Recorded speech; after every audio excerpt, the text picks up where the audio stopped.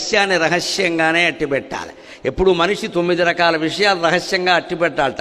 ఆయుర్విత్తం గృహఛిద్రం తథా మానాపమానయో మంత్రం ఔషధమైథునే దానం మానాపమానౌచ నవగోప్యాని యత్నత అంటారు.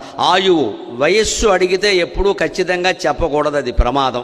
ఎందుకంటే వాడికి ఏదైనా తెలుసుంటే 70 ఏళ్ళని తెలుసుంటే వీడికి 68 వచ్చే కూడా 2 ఏళ్ళు పోతాడు కదా అని వేరే పథకాలు వేస్తాడు. డబ్బులు కూడా చెప్పకూడదు. గృహఛిద్రం ఇంట్లో తల్లిదండ్రి తగాదాలు, భార్యాభర్తల తగాదాలు ఎప్పుడు వాట్సాప్లో ఫేస్బుక్లో పెట్టకూడదు. ఇవాళ బాగా అలవాటు అయిపోయింది. కాలక్షేపం ఏం లేక ఏం చేయాలో తెలియక my mummy fought with my father అని పెట్టేస్తున్నారు. ఇక్కడ స్పష్టంగా మా అమ్మ నాన్న గొడవ పెట్టుకున్నారు అని డైలాగ్ టు డైలాగ్ రాసేస్తున్నారు కాలక్షేపం కోసం.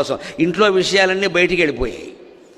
మంత్రం, గురువు చెప్పిన మంత్రాన్ని కూడా ఇతరులకు చెప్పొద్దు అన్నారు. మనం వాడే మందులు కూడా ఇతరులకు చెప్పడం మంచిది కాదు, ఆ మందుల్లోనే విషం కలిపేస్తారు.